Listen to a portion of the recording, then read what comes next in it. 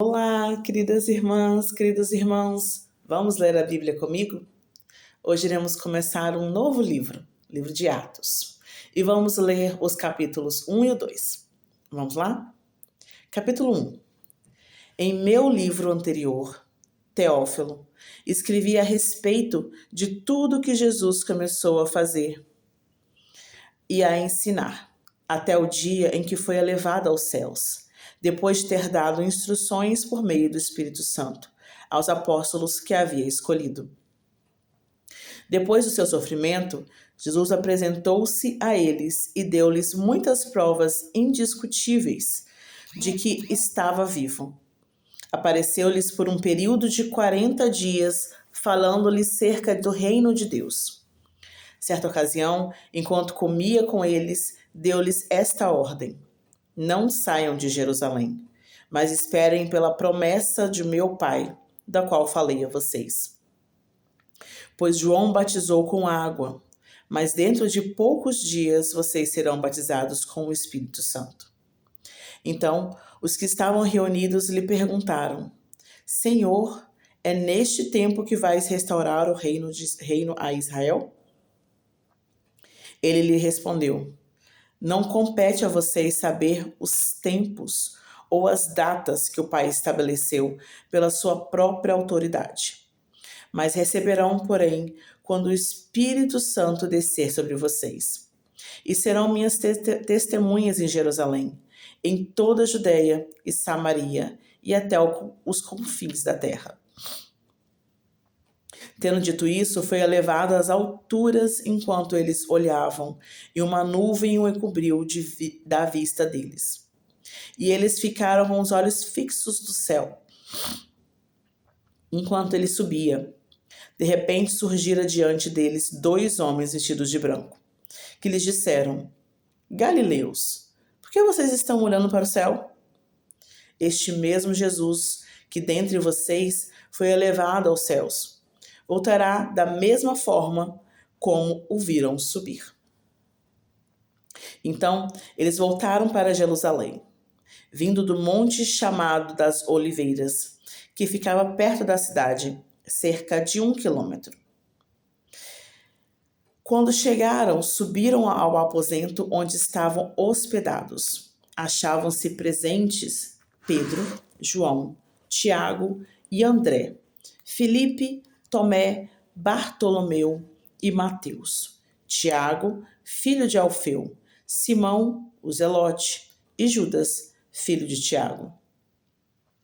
Todos eles se reuniam sempre em oração com as mulheres, inclusive Maria, a mãe de Jesus, e com os irmãos dele. Naqueles dias, Pedro levantou-se entre os irmãos, a um grupo de cerca de 120 pessoas, e disse: Irmãos, era necessário que se cumprisse a escritura que o Espírito Santo predisse com boca de Davi, a respeito de Judas, que serviu de guia aos que prenderam Jesus. Ele foi contado como um dos nossos e teve participação neste ministério. Com a recompensa que recebeu pelo seu pecado, Judas comprou um campo. Ali caiu de cabeça. Seu corpo partiu-se ao meio e as suas vísceras se derramaram. Todos em Jerusalém ficaram sabendo disso, de modo que na língua deles esse campo passou a chamar-se Aceldama, isto é, campo de sangue. Porque prosseguiu Pedro, está escrito no livro de Salmos: fique deserto o seu lugar, e não haja ninguém que nele habite. E ainda, que outro ocupe o seu lugar. Isso está em Salmos capítulo 69, versículo 25. E também Salmos capítulo 109, versículo 8. Portanto, é necessário que escolhamos um dos homens que estiveram conosco durante todo o tempo em que o Senhor Jesus viveu entre nós, desde o batismo de João até o dia que Jesus foi elevado dentre nós às alturas. E é preciso que um deles seja conosco testemunha de sua ressurreição. Então indicaram 2 nomes, José, chamado José, chamado Barsabás, também conhecido como Justo, e Matias. Depois oraram: Senhor, tu sabes o coração de todos. Mostra-nos qual destes 2 tens escolhido para assumir este ministério apostólico que Judas abandonou, indo para o lugar que lhe era devido. Então tiraram a sorte, e a sorte caiu sobre Matias. Assim, ele foi acrescentado aos 11 apóstolos. Capítulo 2. Chegando o dia de Pentecoste, estavam todos reunidos num só lugar.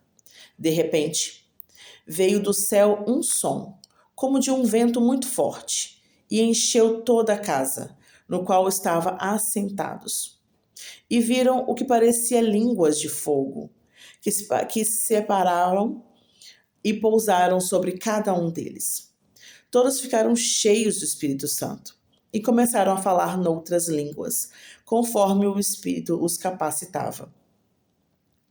Havia em Jerusalém judeus devotos a Deus, vindos de todas as nações do mundo. Ouvindo-se o som, ajuntou-se uma multidão que ficou perplexa, pois cada um os ouvia falar em suas próprias línguas. Atônitos e maravilhados, eles perguntavam: acaso não são galileus todos esses homens que estão falando? Então, como os ouvimos cada um de nós em nossas próprias línguas maternas? Partos, medos e elamitas, habitantes da Mesopotâmia, Judeia e Capadócia, do Ponto e da província da Ásia, Frígia e Panfília, Egito e das partes da Líbia, próximas a Cirene, visitantes vindos de Roma, tanto judeus como convertidos ao judaísmo, cretenses e árabes. Nós os ouvimos declarar as maravilhas de Deus em nossa própria língua. Atônitos e perplexos, todos perguntavam uns aos outros: que significa isso? Alguns outros, todavia, zombavam e diziam: eles beberam vinho demais. Então Pedro levantou-se com os 11 e em alta voz dirigiu-se à multidão: homens da Judéia e todos os que vivem em Jerusalém, deixe-me explicar isso. Ouça com atenção. Estes homens não estão bêbados, como vocês supõem. Ainda são 9 horas da manhã. Ao contrário, isso é o que foi predito pelo profeta Joel. Nos últimos dias, diz Deus, derramarei do meu espírito sobre todos os povos. Os seus filhos e as suas filhas profetizarão. Aleluia. Os jovens terão visões. Os velhos terão sonhos. Sobre os meus servos e as minhas servas derramarei do meu espírito naqueles dias, e eles profetizarão. Mostrarei maravilhas em cima do céu e sinais embaixo da terra: sangue, fogo e nuvens de fumaça. O sol se tornará em trevas. O sol se tornará em trevas e a lua em sangue, antes que venha o grande e glorioso dia do Senhor. E todo aquele que invocar o nome do Senhor será salvo. Então, isso se encontra em Joel, capítulo 2, versículos 28 a 32. E é isso. Isso mesmo. Ok? Pronto. Israelitas, ouçam essas palavras. Jesus de Nazaré foi aprovado por Deus diante de vocês, por meio de milagres, maravilhas e sinais que Deus fez entre vocês, por intermédio dele. Como vocês mesmos sabem, este homem foi entregue por propósito determinado e pré-conhecido de Deus. E vocês, com a ajuda de homens perversos, o mataram, pregando-o na cruz. Mas Deus o ressuscitou dos mortos, rompendo os laços da morte, porque era impossível que a morte o retivesse. A respeito dele, disse Davi: Eu sempre vi o Senhor diante de mim, porque ele está à minha direita. Não serei abalado, por isso meu coração está alegre, e a minha língua exulta, o corpo também repousará em esperança, porque tu não me abandonarás no sepulcro, nem permitirás que o teu santo sofra decomposição. Tu me fizeste conhecer os caminhos da vida e me encherás de alegria na tua presença. Essa citação se encontra em Salmos, capítulo 16, versículos do 8 ao 11. Irmãos, posso dizer com franqueza, que o patriarca Davi morreu e foi sepultado, e o seu túmulo está entre nós até o dia de hoje. Mas ele não era profeta. Minto. Mas ele era profeta e sabia que Deus lhe prometera sob juramento que poria um dos seus descendentes no trono. Prevendo isso, falou da ressurreição de Cristo, ou do Messias, que não foi abandonado no sepulcro e cujo corpo não sofreu decomposição. Deus ressuscitou este Jesus e todos nós somos testemunhas deste fato. Exaltado à direita de Deus, ele recebeu do Pai o Espírito Santo prometido e derramou o que vocês agora veem e ouvem. Pois Davi não subiu aos céus, mas ele mesmo declarou: O Senhor disse ao meu Senhor: Senta-te à minha direita, até que eu ponha os teus inimigos como estrado para os teus pés. Essa citação se encontra em Salmos, capítulo 110, versículo 1. Portanto, que todo o Israel fique certo disto. Este Jesus a quem vocês crucificaram, Deus o fez Senhor e Cristo. Quando ouviram isso, ficaram aflitos em seu coração e perguntaram a Pedro e aos outros apóstolos: Irmãos, que faremos?